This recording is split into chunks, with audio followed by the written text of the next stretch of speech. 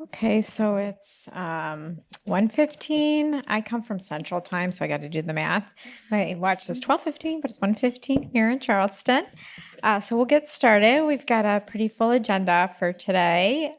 So everybody can hear me okay, hopefully. Yes. Okay, great. So we'll go ahead and get started. And I'm glad you found this room. It's a little bit off the beaten path, a little bit of a labyrinth, but glad you made it. So welcome everyone to Clear Skies Ahead, Stories and Strategies for Change Management and Library Acquisitions. Hope you are all having an awesome conference so far. I know I am. This is my first Charleston, and now I want to come back next year. So my name is Kara Kahn from Clarivate, and I'm the moderator for our session today. Because change management is a behemoth of a topic, right? Our presenters will discuss change at their libraries in these 4 specific areas. So we're going to look at software implementations, shifting from print to digital acquisitions, textbook affordability, and open access. So a few housekeeping items before we dive in. Since change in libraries is a topic that affects all of us, we invite you to participate in the session and share your experiences with managing change at your library. So to facilitate participation, we have set up a series of questions and prompts to get you thinking. So a lot of sessions maybe say silence your phones. We want your phones out and on. So if everybody could pull up their phones, I'll give you a moment here. And then if you scan the QR code, that will take you to our polling page. We've got 6 prompts there. And I'll let people get their phone out. If you're in the back and it won't read the QR code, there's a URL as well. It's tinyurl.com/clearskies2024. So if it's not reading the QR code, just because if you're in the back, again, that's tinyurl.com/clearskies2024. Is most people able to get in? Yes? Okay. Great.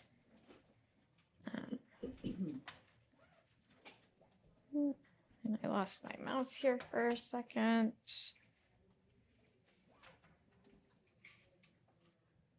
Oops. Sorry, just a moment here. Let me just use my arrow key. Okay. So once you've scanned the QR code or went to the URL, this will pull up 6 prompts we have for today to get the juices flowing on change management. So questions 1 and 2 are for you to ask questions of the presenters here today, or share any experiences with change management at your library that you'd like to. So your answers are anonymous. So we're not calling anybody out. Anything you wish to share won't be tied to anybody specifically. So for any of the questions, once you answer, just need to scroll down and tap submit, and then tap submit another question to return to that main polling page to see the other ones to participate in. And you can answer these questions now or as you think of things during the session, and we will fold your answers and questions for the speakers into the discussion as well as time allows. And finally, we will save some time at the end as well for questions via the mic if you prefer to do that. We've got a volunteer here who's going to help with that as well. For some reason, I have lost my mouse here, my cursor here, so bear with me. Okay, so with that, I'm going to turn it over to our speakers to begin their introductions, tell a little bit about their background at their library. So Sarah, do you want to get us started? Sure. Hi, everybody. Thanks for joining us. There's still some seats up at the front if there are people in the back coming in. Hi, so I'm Sarah Duff. I'm the Acquisitions and Collection Assessment Librarian at the University of Central Florida. So UCF is a young university. It was founded in 1963, and it's in Orlando, Florida. And it is absolutely enormous. So we have about 70,000 students and over 240 degree programs. So we support a lot of research. We're an R1 school, and we have thousands of dedicated researchers using our library resources all hours of the day and night. The library, though, is maybe not as big as you might anticipate with so many students and so many programs. We have about 92 employees, and about 40 of those are librarians. UCF grew very, very large, very, very quickly, and the library budget did not quite grow at the same rate. So when you are serving such a large community and so many different programs with so little staff and budget, you have to be very flexible and very innovative. All right, I will pass it over to Jennifer. Hi, everyone. I'm Jennifer Matthews. I am the collection strategy librarian at Rowan University. Rowan University is located 25 miles east of Philadelphia in southern New Jersey, and it is the third fastest growing university in the United States currently. We have soon to be three disparate medical schools. So we will have the allopathic, the osteopathic, and come fall of 2025, a veterinary school, the only veterinary school in New Jersey soon. One of the probably most distinct qualities at Rowan is that there is always something new dropping in Rowan. And usually when we come back in January from Christmas break, the president is announcing a new initiative for us. And the library is trying to figure out how we're going to make that happen. But it is kind of exciting to be working in an environment where it is always quickly growing, but we are not the size of like Sarah's institution. We have 40 librarians, 40 library and staff max in the libraries at this time. And we only have currently 20,000 FTE, but we are an R1 aspirant. They expect to be an R1 within 2 years. So I'm sure we'll learn more about me. I'm going to turn it over to Rachel now. All right, thank you. Hello, my name is Rachel Scott. I'm Associate Dean for Information Assets at Illinois State University. Established as a normal school in 1857, Illinois State is the oldest public university in Illinois. Enrollment has remained stable, unlike my colleagues, about 20,000 students for the past decade. As a former normal school, we remain a teaching-focused Carnegie R2 university, not aspiring to R1 status, at least not that anyone said aloud. Milner Library currently has 70 full-time employees. In my role as Associate Dean, I oversee collection development, copyright, digital scholarship, digitization, preservation, scholarly communication, technical services, and university archives. Culturally, our library has prided itself on excellent cataloging and a deep participation in the consortium of academic and research libraries in Illinois, which I'll refer to as CARLI, and I'll mention a lot throughout the presentation. Some of the changes I'll discuss have led to shifting areas of excellence and a slightly different awareness of our role within the consortium. Great. Thank you, Rachel. So this brings us to our first poll. So if you want to get those phones out. So our question for you all is, why do you think change efforts fail? So we've got some options there. Is it because of poorly defined strategy, following a strategy that is too rigid and inflexible, lack of effective communication, failing to identify and address resistance, setting unrealistic expectations, or not creating and not celebrating short-term wins? You can only pick one. That's right. So, are people putting their answers in? Okay. Is it not? Is it not updating here? Da, da, da, da, da. I can tell you the results. Yeah, would you, if it's not updating on my slide? The winner is clearly poorly defined strategy. Okay. And we have a tie for second place for lack of effective communication and failing to identify and address resistance. Great. Well, you said you could only pick one, but it was a trick question. So all those answers are correct. And there's number 7 that I didn't fit on this slide here. And that is a disconnect between strategy and culture. And this comes from Harvard's professional and executive development programs from their School of Distance Education. So in addition, leadership is often the key to a successful change initiative. So when change initiatives fail, and they do so more often than not, they rarely fail on technical skills, hard skills, they fail on people skills. Okay, so what does change management mean in the context of library acquisitions? We've all had changes imposed upon us, imposed on us, and many of us have likely led changes in our workplace. So change management provides strategies for bringing along your colleagues to thrive amidst this change. So we've adapted the change management toolkit from the University of California, Berkeley for our presentation today. So you'll see the steps of making a case for change, presenting a compelling vision, communicating clearly, managing barriers, managing resistance, showing progress, and reinforcement. So we'll apply this framework as we discuss some of the acquisitions and technical service initiatives that have required significant consideration of change management. So the first area we're going to dive into is everybody's favorite, software implementations. So Sarah, can you tell us about your experience with implementing the book buying platform Rialto? And in particular, can you speak to who the stakeholders were and managing the barriers? Yes, absolutely. I would love to.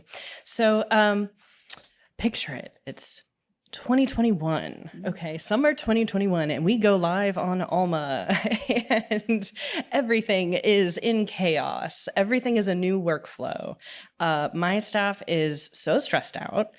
So I mainly do monograph acquisitions, and my unit was having to learn, 100 new workflows. This is how we're going to order ebooks now. This is how we're going to order print books. This is what the network zone is, and this is how that interacts with all these things. So they were not too pleased to be learning all these new things. But of course, it had to be done. We had to move to Alma. So in the fall, our summer, July and August in particular, were very chaotic. In the fall, our ProQuest reps said, "Hey, have you heard about Rialto that exists in Alma?" And they explained it to me, and I thought, okay, this is really going to streamline some of these workflows, and my staff is going to be a little bit less stressed out. They'll be more stressed out in the interim while they're learning yet another new platform, but eventually it's really going to eliminate a lot of these manual steps. So I said, okay, well, instead of waiting until, they fully adapted to Alma and fully learned all these workflows, let's just do it now. Let's just have, the chaotic time now and really dive in. So I really like talking about the Rialto implementation because it is the one implementation that we've done that I've actually had control over, where I really could control and have input in a lot of the decisions, which is really great because it can be, really specific to what you want to do and what you want to target. So it was very easy to get my staff on board, which is who I started with, because I said, look at the number of clicks that you have to do to place an order. Now, if it comes in through Rialto, all you really have to do is go in and approve it. You don't have to do all these manual processes anymore. A lot of it is going to be automatic, which was great. They were very pleased with that. But then the next step was, okay, so now I have to get my selectors on board. My selectors were not in Alma, so they were not experiencing the same level of chaos that my staff was. So it was a little bit harder of a sell. Because I had previously made my selectors switch different vendor platforms and use one for ebooks and use one for print, which was definitely not ideal. So they were not really keen to change anymore. They really wanted me to kind of leave them alone and let them do what they wanted to do.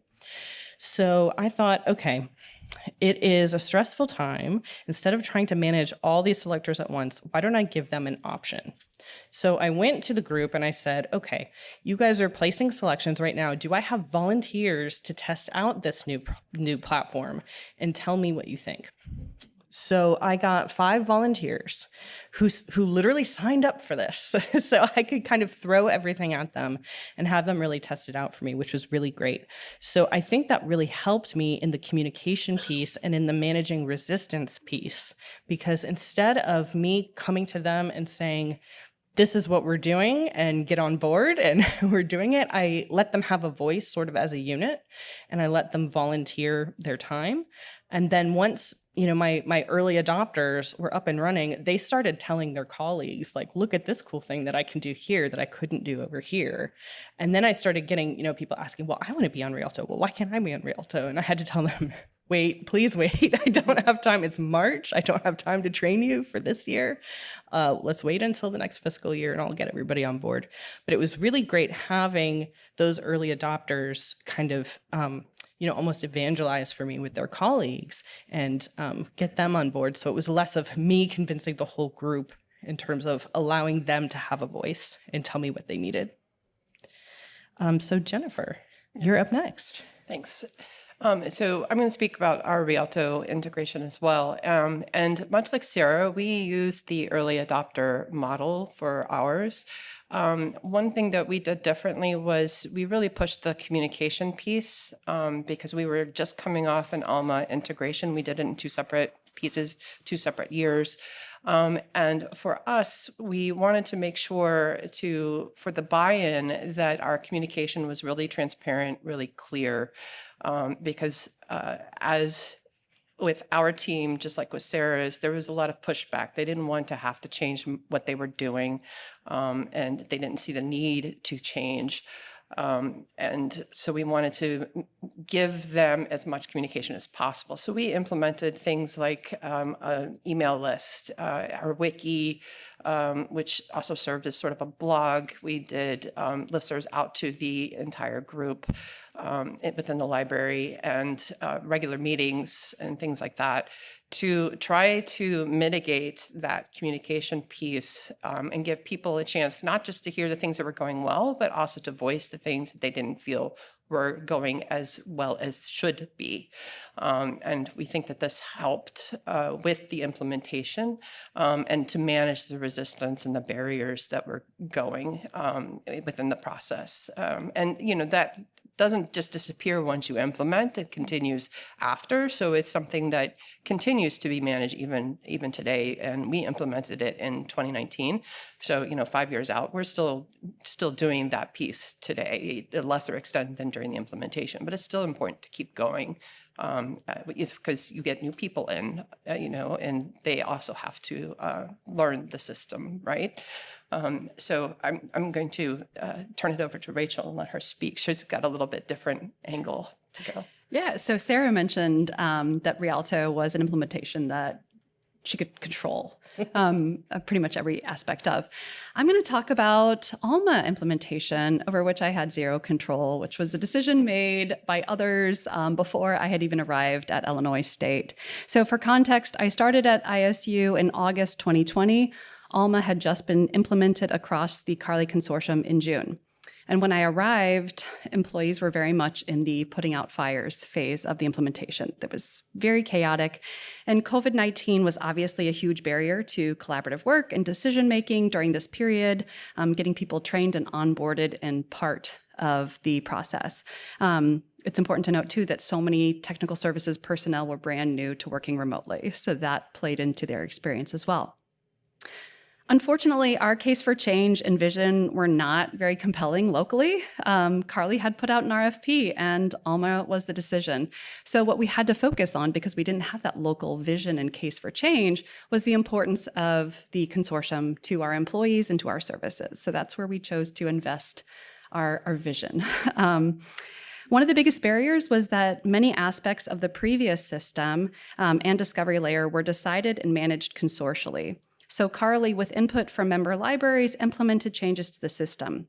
And with the ALMA migration, someone within Milner Library was going to have to figure out and address system issues and customize the discovery layer Primo VE. So the question that kept cropping up whose job is this? We had not had a systems librarian in many, many years. And so having to do this work locally was a big barrier. Managing resistance and supporting employees was challenging. As mentioned, there was a great deal of pride in local cataloging. So having some rich metadata lost in migration and adapting to network and community zones and all of that was also a challenge. So the refrain that Alma doesn't allow us to do things as we used to is something that we still encounter sometimes, but much less than in the immediate aftermath of the implementation. So slowly but surely, and through lots of collaboration internally and throughout the consortium, personnel are exploring Alma's capabilities and finding new efficiencies and functionalities. And I think it's been really important to celebrate each of the new, or at least new to us, functions of the systems and continue learning from our colleagues across the consortium. Great. Thank you, Rachel. So this brings us to our next poll.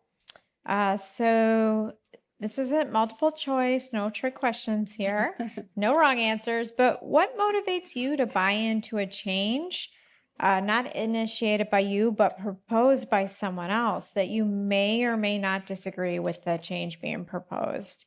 And I'll give folks a few minutes to answer here.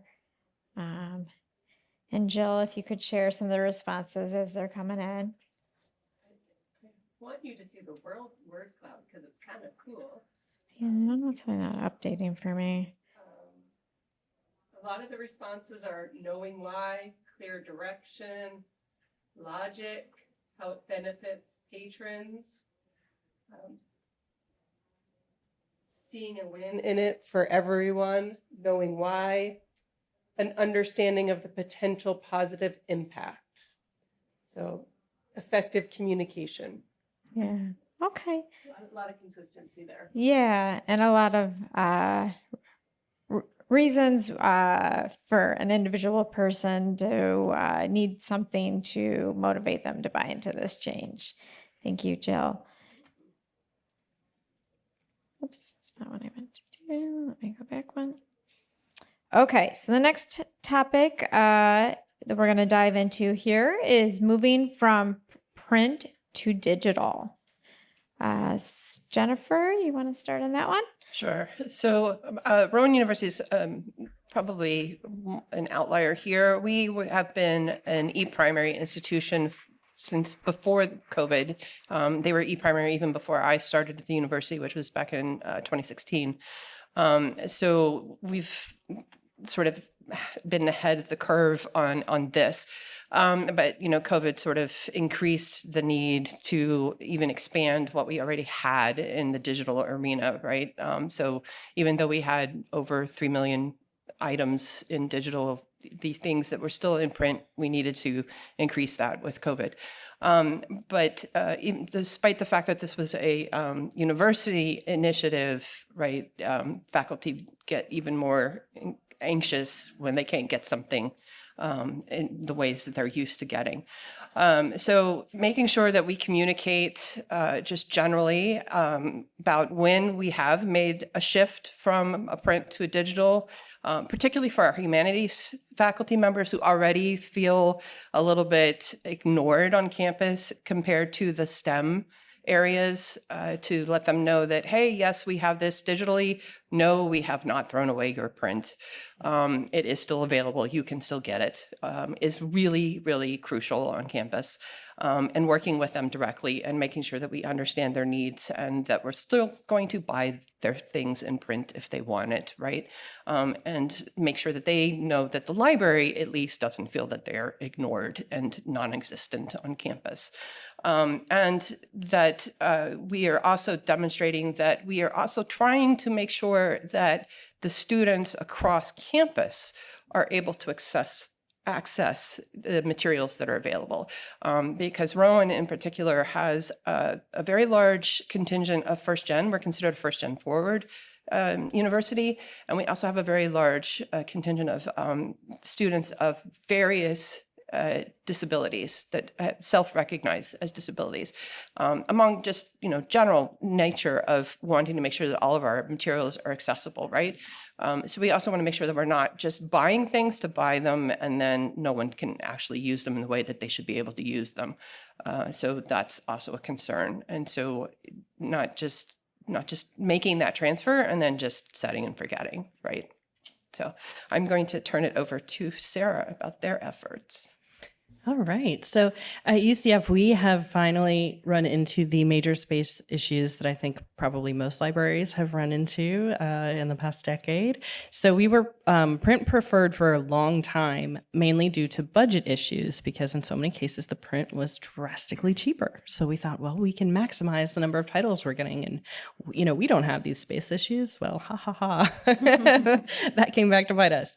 So, so we ran into these major space issues and we had to do some renovations and we had to do this quickly. So it was really challenging to communicate effectively, I think, because things had to move very fast and we're a very large campus. So even if you think that you are telling everyone, even just within the library, people will be out for a week or something and they'll miss your message, or they'll be in the middle of a big project and they just won't be hearing what you're saying. So I do think you have to over communicate in these kinds of situations, and you have to repeat yourself quite a lot, and you have to put your message out in a lot of different places, even just internally within the library, because having one big meeting and telling everybody, a lot of times people are not fully paying attention, or you're not going to get everybody. You're not going to catch everybody at just one meeting. So it's really important also to have these listening sessions. And this is something that the library is currently doing in another print to digital project. They just had a listening session with a group of faculty at a campus whose library is going away mostly. And it was really interesting to hear their concerns. But what we were able to do, and what I think is so vital, is, when we are getting rid of a lot of print, we are also at the same time adding a ton of digital materials. I mean, a ton, way more than we're getting rid of. So it's really key, I think, to refocus the conversation and say, okay, you might be losing these stacks, but this portion of this material is currently available to you online. You can currently access it, and this portion is coming. And there may still, be things that are truly getting weeded that are very low use or haven't been used in quite some time. But I think it really is key to communicate the increased access that you're providing, because moving things online for a school like UCF, where we have 70,000 students, that is a huge increase in access. If we now can provide this to everybody at the same time, that's a pretty big deal. We bought a ton of back files when we did the big project last year, removing a lot of print. We really went all in on a bunch of backfile purchases, and that increased the length of runs for a lot of titles that we had. So that, really extended access to this whole pool. There were titles included that we didn't even have in print originally. And I think as libraries, we need to be really good at explaining to people, you might be losing this material, but look at all this stuff that you're gaining at the same time. And that's a direct result of this project. Turn it over to you. All right. So the library was closed to campus much of the 2021-2022 academic year when I started. And accordingly, the vision to provide content in accessible formats to distributed users and free up space for new purposes had pretty broad consensus. We had some one-time money from personnel variance and considered a lot of options. Unlike Sarah, and I'm always contrasting you, you're next to me. What am I going to do? We requested only targeted feedback from individual teaching faculty, and we didn't conduct broader listening tours. And this is because, that usually is the best approach, but this is because we have institutional trauma in the library.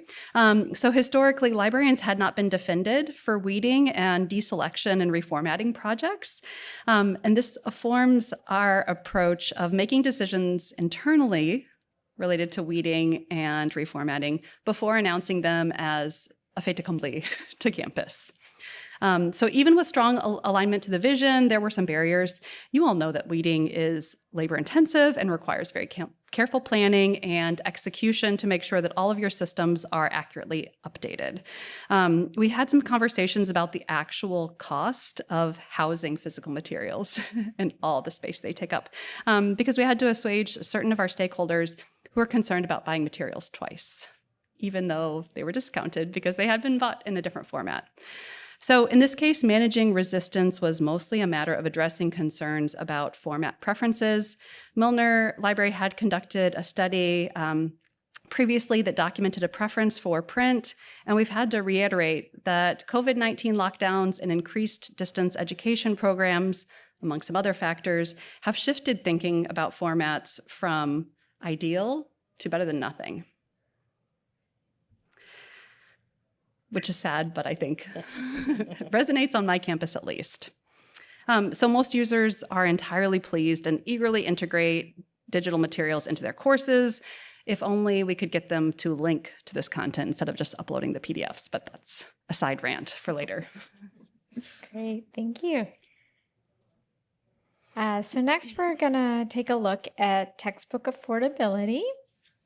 So Rachel, you're first on this one. So tell us a bit about your textbook affordability survey, how you communicated this across campus and showed progress. Yeah, so shortly before I started in 2019, the Textbook Affordability Committee of the Academic Senate had surveyed students and found that students were pretty frustrated with the small amount of content that they were told was required material that they were asked to purchase was actually used in the classes. So there's a real disconnect between what students are asked to do and then what was used in their courses. Again, that's from the student perspective. They also reported that they were unable to afford the materials. They had some really elaborate and unique ways of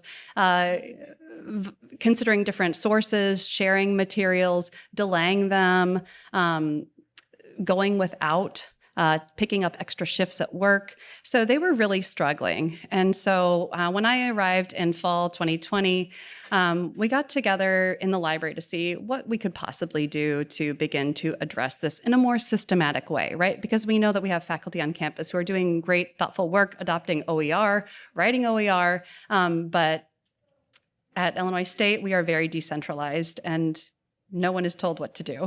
People get to make their own decisions, which is a beautiful thing and also really hard. So within the library, we said, what can we possibly do? And so we got the list of assigned materials from the registrar's office, saw that we could license a good number of them with unlimited user licenses, and began a pilot project in spring 2021 to do just that. We conducted focus groups and surveys with participants. It had such broad buy-in. We wrote up a campus report and have conducted that project since spring 2021. The latest on that is that we have a dashboard, so we can really make the case to upper administration that we are saving students lots and lots of money, and they should continue to please fund us. And I'll hand it over to Jennifer. Yes. So Rowan University, it's the libraries have this sort of informal yet very stringent agreement with the bookstore that we do not purchase textbooks. It's gone on for many years. So instead, what we have done, and it is a strategic mission for us, is we partner with the Office of Research for a textbook affordability grant that encourages the faculty to change their textbooks, their purchased textbooks, over into open educational resources. And they award, I think last year it was like 10 or 15 grants a year for the faculty to do this. And the faculty members work with an assigned librarian to move their course over into an open educational resource. It's been very popular. It's been going on for, I think, about 10 years now. And so this is very important for many reasons, because again, we have many first-gen students. We have a large population of students that are lower income. And so as Rachel's institution identified, a lot of students just don't purchase their textbooks. They'll go a whole semester without buying them.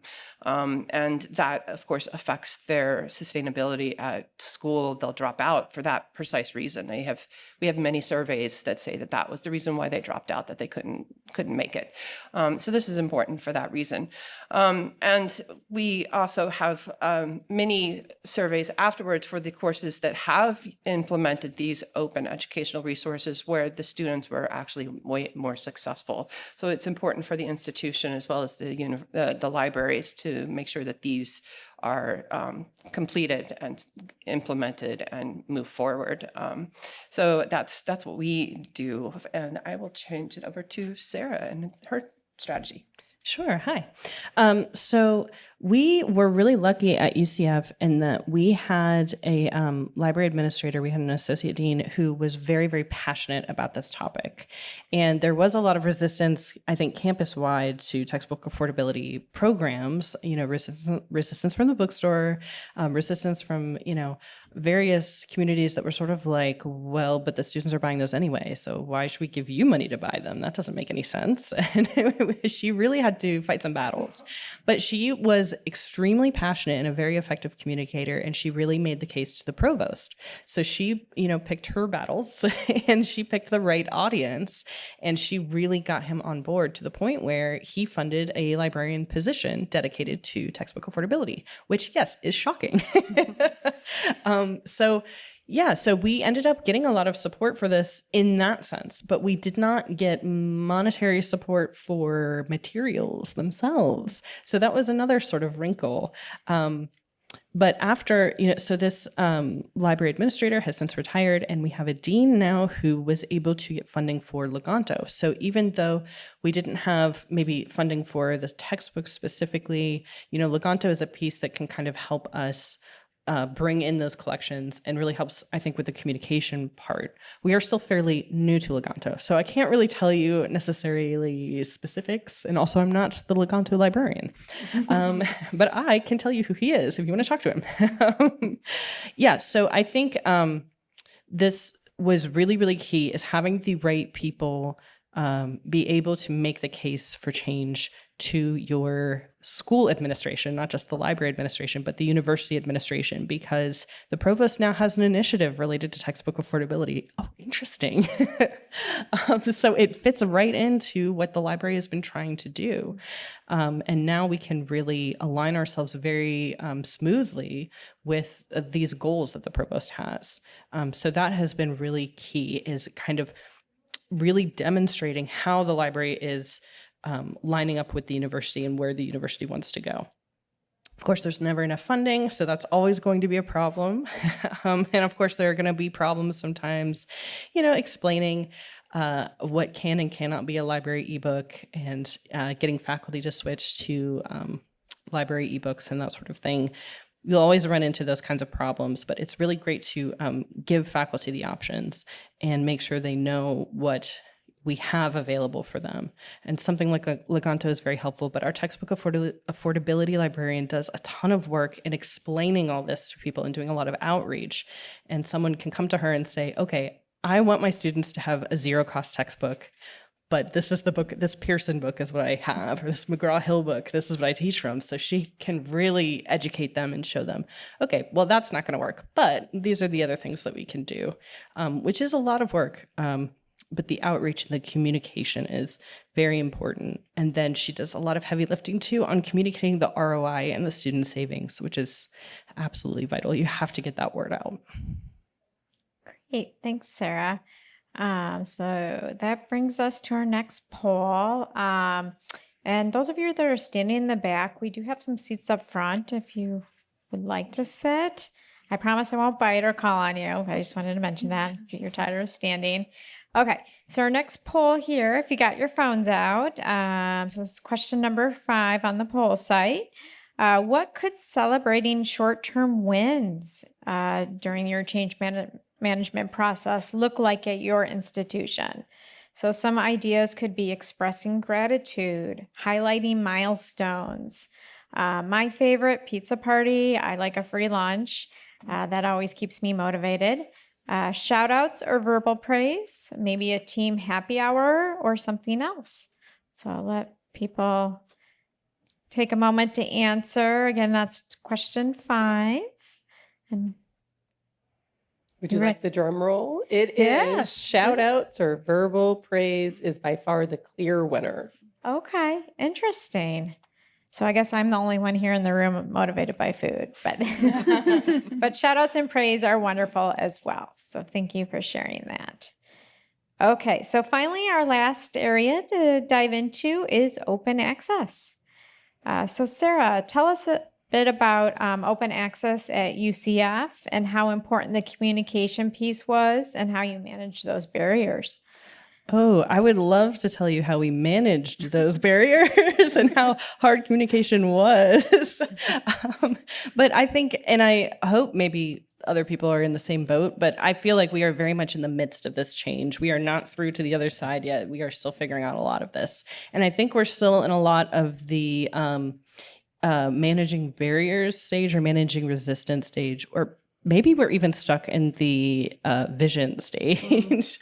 So, like many places, there's a growing demand for transformative agreements, for APCs. The faculty now want to publish open access when maybe they hadn't really thought about it too much before, or maybe it's not that they want to, but it's that they have to publish their research in open access journals. So we're getting a sudden influx of interest from researchers, and we have some transformative agreements, but we don't have as many as we want or would hope or need.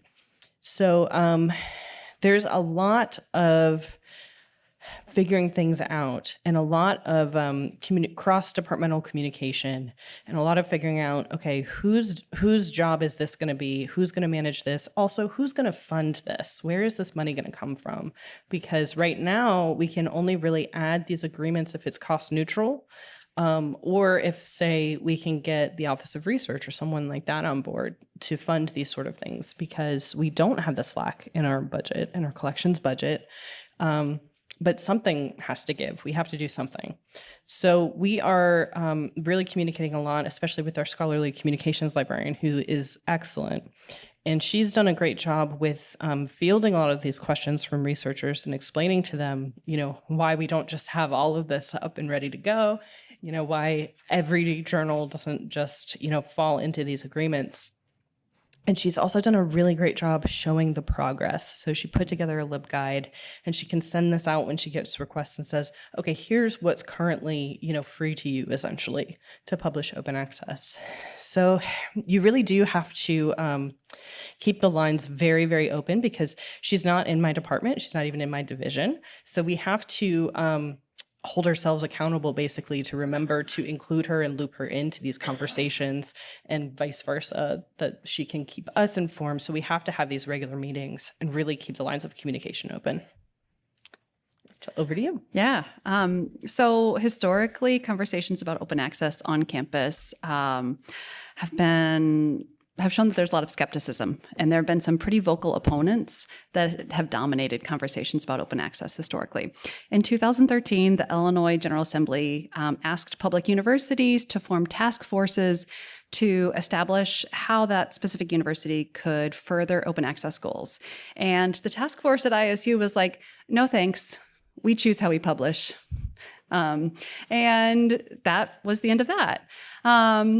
10 years later, the administration of the university had obviously turned over considerably. The library had a new strategic plan that called for us to advance open access to research, explore open access publishing support, grow the institutional repository, negotiate for sustainable e-resource pricing, and several other things related to this. So we could no longer be a bystander and just say, well, there are two angry people who would shut this down, and those two angry people had retired. So there was support and buy-in for the library, and the vision and the case for change were quite clear. We had to figure it out. So I would say the primary barrier was just the newness. We were starting from scratch. We had 0 agreements. When I started in 2020, and then in 2021, we entered into our first 2. There were, however, no additional staff. And the question of who would manage the dashboards and who would track outputs and who would review the license agreements related to the publish side, this all had to be sorted. There were also no additional funds.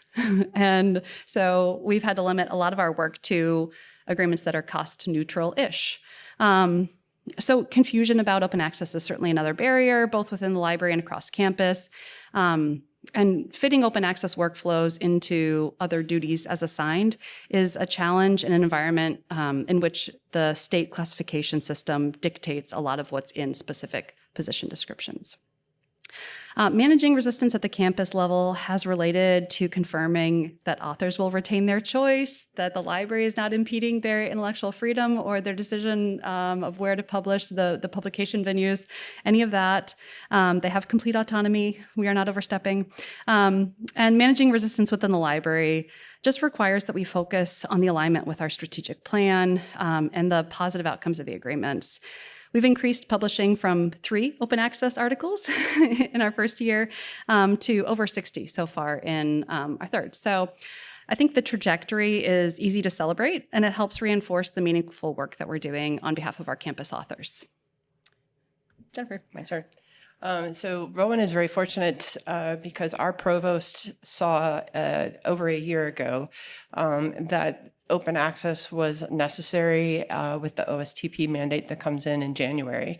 And so he had a discussion with the Associate Provost of Libraries, sort of an offhand discussion, but mentioned that, this was an area that he was very interested in. He called it MIT Light, where at MIT, if you're aware, they sort of require everyone to publish open access, make their research available. They've had for many years.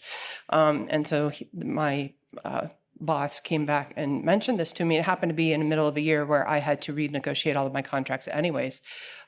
So I talked to all of my publishers. I negotiated 18 open access agreements, transformative agreements with all of those contracts that I had to redo. So I have all of all of the major publishers. I'm now down to where I have to figure out MDPI, Frontier, and the smaller guys. So Rowan is very fortunate that we have all of these transformative agreements for our scholars. It has made a huge amount of difference when I ran the numbers of what they would publish on the average if they were paying for it themselves and the amount of publishing that we have done. Thus far this year, we are saving them over $2 million. So it's very impactful when you're able to do that. Obviously, ROI in and of itself is easy to show. Communication-wise, it is a big thing to transfer because, I'm the one managing all the agreements, but our scholarly communication librarian, when all of these agreements dropped, was kind of like, okay, yeah, what? Because they're not all the same. Each publisher does it a little bit differently, and there's a little bit different flavor. Some of them are uncapped, some of them capped. I managed to get as many of them uncapped as possible, but the United States is not as organized as Europe, unfortunately, so you have to do what you can do. So explaining them to the scholarly communications librarian so that he understood it and could develop his LibGuide so he could explain it to authors was probably the next hardest step for us. Fortunately, he's very quick. He managed to get it and figured it out, asked me questions. We brought in the publishers when necessary if it was just really difficult. And it's taken off like gangbusters, and our faculty are really enjoying not having to pay for things. And I think the next step, of course, is, what do we do next? Like, how do we advocate for the ones that cannot? Like, I had a conversation with American Psychological Association. They're small, they can't afford to do that. They only do things with consortiums in Europe right now. They don't do it here because America's all over the place. So, like, how do we advocate for publishers like that cannot do that? So that, to me, is next barrier in this conversation. But that's where we are. I'm sure I'm going to get questions. Wow, I actually have a question for you. So we posted some of these on the Whova site prior to today. So there was a question specifically about open access, and that question is, how are others creating acquisitions policies and managing OA from a tech services perspective? You want You want me to? Sure, go So our policy is to try to fund into our agreements anything that we can. So if I can make an arrangement with our publishers to cover the APCs for our faculty, then I'm going to do it. And I mean, obviously, we are, again, as I said, we're fortunate. Our provost sees this as an initiative. In fact, he has made noises. I don't know if he actually has or not, but he's made noises about going to the state even to try to get this kind of funding at the state level for the research institutions. And in Jersey, if I'm assuming you would know, but it's Princeton, Rutgers, and us are the three largest research institutions in Jersey. So, I mean, if you can manage that, that would be fantastic for the three of us, obviously. But that is our sort of policy to try to do that because, I mean, think of all the new faculty that come in and have to publish, and sometimes they have to publish in a particular journal, and sometimes, and we have soon 3 medical schools, medical journals. When you have to publish and you have to publish OA, sometimes those are over $4,000 for one article. A new faculty member having to do that, that's insane if they don't get any departmental funding. So if we can cover that and make it so that they don't even have to think about it, and they also have to publish 2 or 3 articles a year minimum, that's a lot of cash for them to have to cover. So if we can make it so it's a no-brainer, then we should be doing that. And I'll respond to that as well. We're not allowed to have policies in the library. Policies are the purview of the academic senate, and so we can have guidelines and practices, but that's all we can have. But I think it's important, like Jennifer noted, the kind of breakdown of labor between the acquisitions and technical services side and scholarly communication. So it's like the read side and the publish side. And so I think we have had lots of conversations about how ScholComm would like to receive this information, what kind of elements they want to be part of. And we have kind of standardized having the ScholComm librarian and copyright librarian as part of negotiation and talks so that they have information on the front end. They can make sure that that what's outlined in the agreement will be workable on their end as far as managing dashboards and advocating for authors. So I think just really normalizing sharing information early on to make sure that both of those workflows, which are distinct, work well together and serve the institution well. Sarah, was there anything you wanted to add? Not No. too much. Okay, no, we can move on to other questions. So this is our last poll. We're just curious, like, what was your biggest takeaway from today that will influence how you approach change at your library in the future? Both what to do and what not to do counts. So we're interested in hearing both sides. So Jill, is there any questions that came in?